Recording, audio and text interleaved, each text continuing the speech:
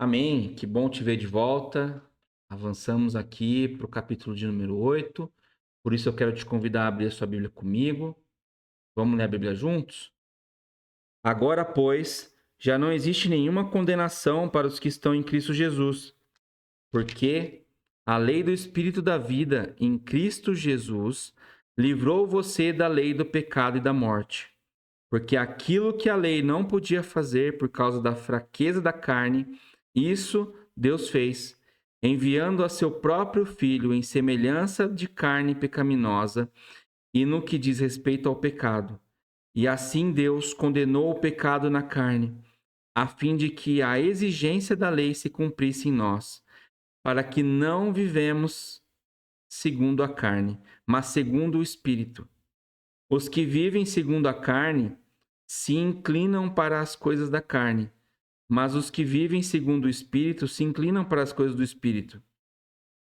Pois a inclinação da carne é morte, mas o Espírito é vida e paz. Porque a inclinação da carne é inimizade contra Deus, pois não está sujeita à lei de Deus, nem mesmo pode estar. Portanto, os que estão na carne não podem agradar a Deus. Vocês, porém, não estão na carne, mas no Espírito, se de fato o Espírito de Deus habita em vocês. E se alguém não tem o Espírito de Cristo, esse tal não é dele. Se, porém, Cristo está em vocês, o corpo, na verdade, está morto por causa do pecado, mas o Espírito é vida por causa da justiça. Se em vocês habita o Espírito daquele que ressuscitou Jesus dentre os mortos. Esse mesmo que ressuscitou Cristo dentre os mortos, vivificará também o corpo mortal de vocês, por meio do seu Espírito que habita em vocês. Assim, pois, irmãos, somos devedores, não à carne, como estivéssemos obrigados a viver segundo a carne. Porque se vocês viverem segundo a carne, caminharão para a morte. Mas se pelo Espírito mortificarem os feitos do corpo, certamente viverão. Pois todos os que são guiados pelo Espírito de Deus são filhos de Deus. Porque vocês não receberam um espírito de escravidão para viverem outra vez atemorizados, mas receberam um espírito de adoção, por meio do qual clamamos: Abba, Pai. O próprio Espírito confirma ao nosso espírito que somos filhos de Deus.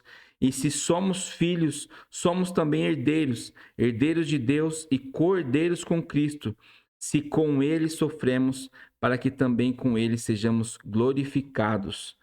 Porque para mim tenho por certo que os sofrimentos do tempo presente não podem ser comparados com a glória a ser revelada em nós.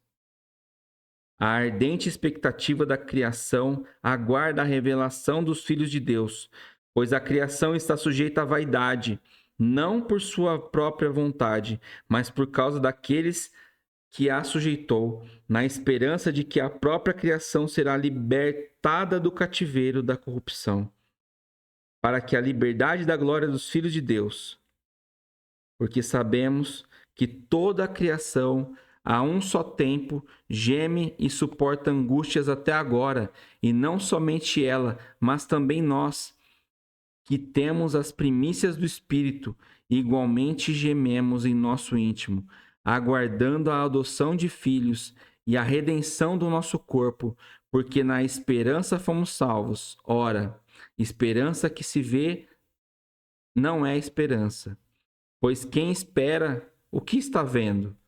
Mas se esperamos o que não vemos, com paciência o aguardamos. Da mesma maneira que também o Espírito nos ajuda na nossa fraqueza, porque não sabemos orar como convém, mas o próprio Espírito intercede por nós com gemidos inexprimíveis.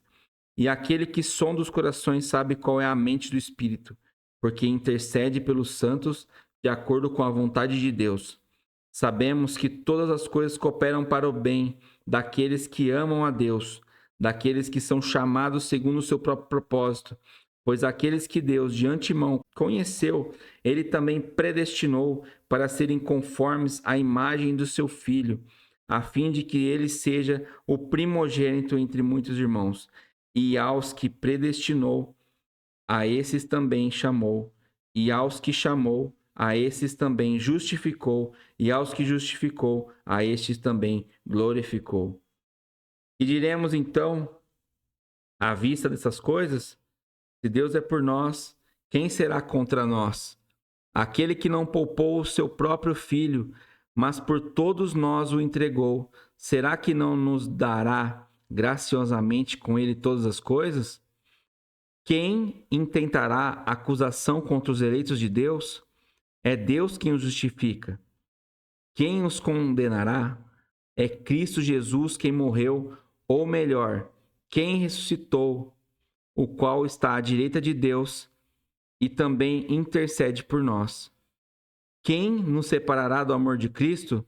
Será a tribulação, ou a angústia, ou a perseguição, ou a fome, ou a nudez, ou o perigo, ou a espada?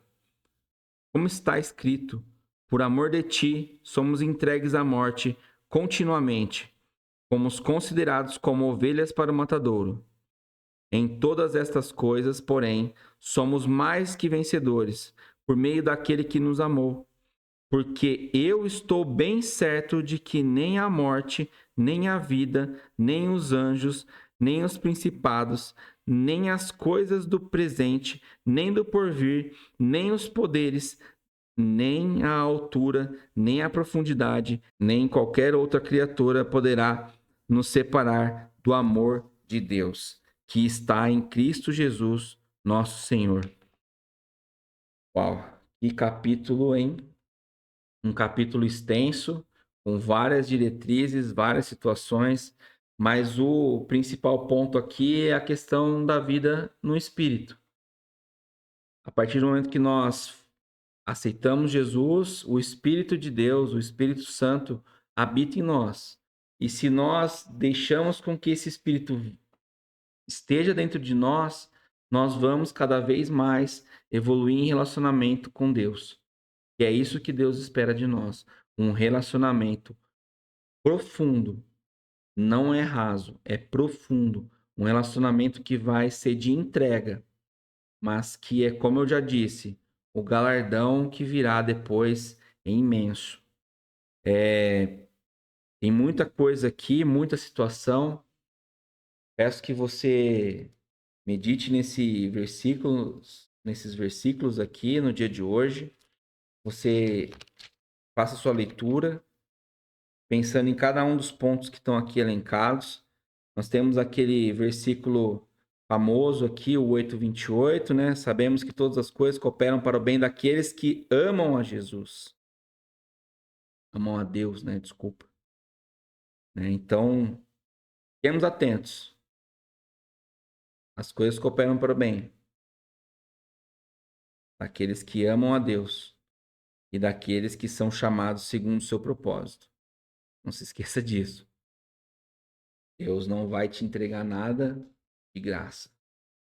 Nos vemos na leitura do capítulo 9. Obrigado.